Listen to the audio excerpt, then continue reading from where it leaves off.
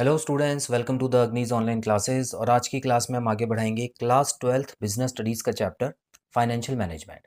सो students, आज की class में हम बात करने वाले हैं factors affecting requirement of fixed capital के बारे में। लास्ट क्लास में हमने फिक्स्ड कैपिटल का इंट्रोडक्शन ले लिया था। ये ऐसे पैसे होते हैं जो सिर्फ फिक्स्ड एसेट को खरीदने में लगाए जाते हैं। अब वो चाहे तो आप रिटेन्ड अर्निंग से लगाएं, चाहे आप लोन लेके लगाएं, लेकिन लंबे समय के लिए आपको लगाने होते हैं, वो फिक्स्ड कैपिटल कहलाती है।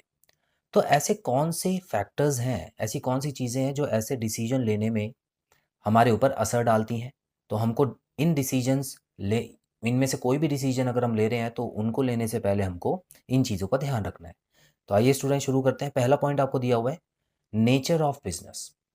तो बड़ी सिंपल एक रूल है स्टूडेंट्स, अगर मैन्युफैक्चरिंग बिजनेस कर रहे हैं, अगर आप सामान कुछ बना रहे हैं, जाहिर सी बात है रॉ मटेरियल यूज़ करेंगे और फिनिश गुड्स बनाएंगे, तो उसमें आपको बड़ी-बड़ी मशीन्स की ज़रूरत होगी, ज़मीन भी चाहिए होगी, लेबर भी चाहिए होंगे। तो आपको ज़ाहिर-सी बात है फ़िक्स्ड कैपिटल बड़ी रखनी होगी। यहाँ पर आपको ज़्यादा फ़िक्स्ड कैपिटल, ज़्यादा फ़िक्स्ड इन्वेस्टमेंट चाहिए होगी। लेकिन कुछ बिज़नेस होते हैं ट्रेडिंग बिज़नेस, मतलब ये एक जगह से सामान खरीदते हैं, ऑलरेडी बना हुआ सामान खरीदते हैं और दूसरी मार्केट में उस सामान को बेच देते हैं हायर कॉस्ट पे। तो इसमें तो इनको कुछ मशीन वगैरह की ज़रूरत है नहीं, बस इनका ट्रांसपोर्टेशन कॉस्ट होता है। तो इनको फिक्स्ड कैपिटल अगर आप कम भी लगाएँ ये बिज़नेस में, तब भी चल जाएगा। तो स्टूडेंट्स, नेचर ऑफ बिज़नेस वाला पॉइंट आपको मैन्युफैक्चरिंग बिज़नेस और ट्रेडिंग बिज़नेस में ही डील करना है, ठीक है? चलिए, स्केल ऑफ ऑपरेशंस। तो स्केल ऑफ ऑपरेशन की बात करेंगे स्टूडेंट्स। तो यहाँ लिखा है कि स्केल ऑफ ऑपरेशन में firms which operate at large scale require large fixed capital as compare to small scale firms.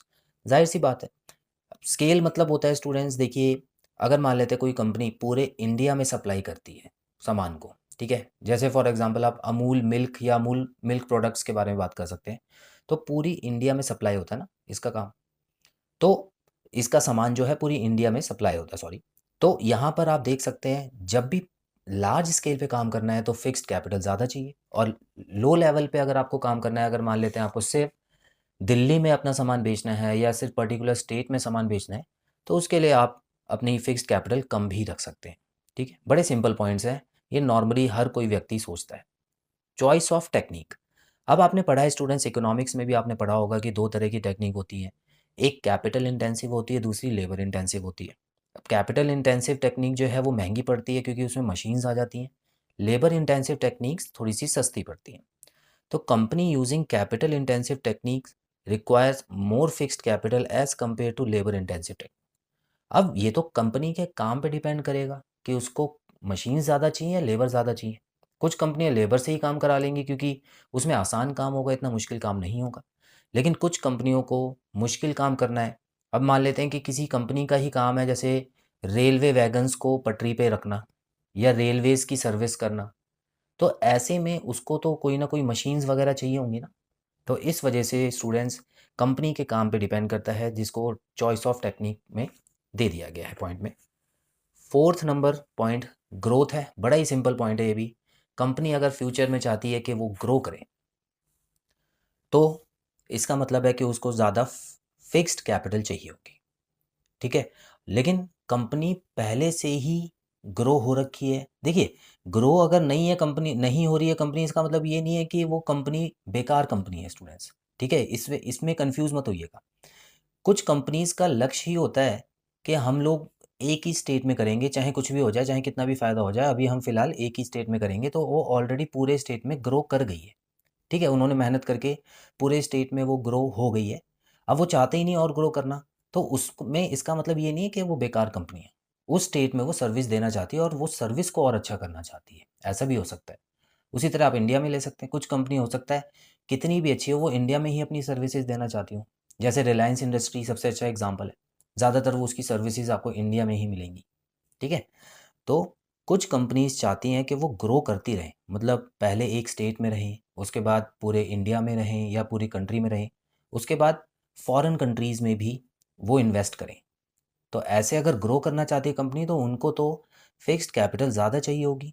लेकिन जो ग्रोथ पे इतना फोकस नहीं कर रही हैं, अभी फ़िलहाल वो ऑलरेडी जो कस्टमर्स हैं उन पे फोकस करना चाहती है, तो वो फिक्स्ड कैपिटल पे कम भी पैसा खर्च कर सकते हैं। क्लियर है पॉइंट? ठीक है।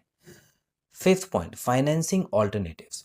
अब स्टूडेंट्स ये वाला पॉइंट भी बहुत ही कम यूज होता है लेकिन इंपॉर्टेंट पॉइंट है, आइए देख लेते हैं स्टूडेंट्स। फाइनेंसिंग ऑल्टरनेटिव में दिया हुआ अवेलेबिलिटी ऑफ लीजिंग या renting fixed assets reduce the fix capital requirement. अब किन्हीं किन्हीं कंट्रीज़ में स्टूडेंट्स बहुत सारी ऐसी फैसिलिटीज़ अवेलेबल होती है कि अगर किसी कंपनी को कोई मशीन चाहिए तो उसको वो मशीन खरीदने की ज़रूरत नहीं है, वो कहीं ना कहीं से वो मशीन को उधार पे ले सकती है, लीज पे ले सकती है, ठीक है, या किराए पे ले सकती है बेसिकली। तो ऐसे में स्टूडेंट्स जितने दिन के लिए वो यूज़ कर रही है तो उसको उनको रेंट देना होता है। अब इसमें क्या फ़ायदा हो जाता है कंपनी का कि उसको वो बड़ी मशीन्स खरीदने की ज़रूरत नहीं पड़ती है। तो ऐसे में स्टूडेंट्स किसी कंट्री में अगर लीजिंग या रेंटिंग फैसिलिटी अवेलेबल होगी तो वहाँ पर फिक्स्ड कैपिटल की इतनी रिक्वायरमेंट नहीं है। लेकिन अगर किसी कंपनी में या किसी कंट्री में ऐसी कोई फैसिलिटी अवेलेबल नहीं है तो उनको तो नया सामान खरीदना ही है, नई मशीन्स खरीदनी पड़ेंगी। लास्ट पॉइंट देखते हैं स्टूडेंट्स, डाइवर्सिफिकेशन। इसका मतलब होता है नए नए प्रोडक्ट्स को लॉन्च करना। अगर मान लेते हैं आपकी शैम्पू की कंपनी थी अभी तक, तो आप सोप भी लॉन्च करना चाहते हैं या परफ्यूम्स भी लॉन्च करना चाहते हैं, तो ऐसे में उसको डाइवर्सिफिकेशन ऑफ प्रोडक्ट्स बोला जाता है। तो स्टूडेंट्स अगर कोई कंपनी अपने प्रोडक्ट्स में ज़्यादा डाइवर्सिफिकेशन करना चाहती है, अलग अलग तरीके के सामान बेचना चाहती है, तो उसको ज़्यादा फिक्स कैपिटल की ज़रूरत होगी। लेकिन अगर कोई कंपनी अपने ऑलरेडी जो प्रोडक्ट्स उसके पास अवेलेबल हैं उसी पे फोकस करना चाहती है तो उसको फिक्स्ड कैपिटल की ज़रूरत बहुत कम होगी। तो बड़े ही सिंपल पॉइंट्स थे स्टूडेंट्स, मैंने 6 पॉइंट्स बताए हैं। आपकी बुक्स में कुछ और पॉइंट्स भी दिए होंगे, आप उनको पढ़ के जो भी आपको आसान लगता है आप उसमें देख सकते हैं।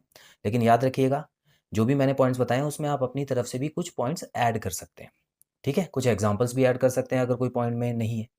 तो इस तरीके से आप आंसर को कंप्लीट कर सकते हैं। मैंने सबसे आसान पॉइंट चुन के आपको बता दिए। तो स्टूडेंट्स आई होप आपको क्लास अच्छे से क्लियर हुई। बहुत जल्द मिलते हैं अगली क्लास में नई क्वेश्चंस के साथ। Till then bye bye.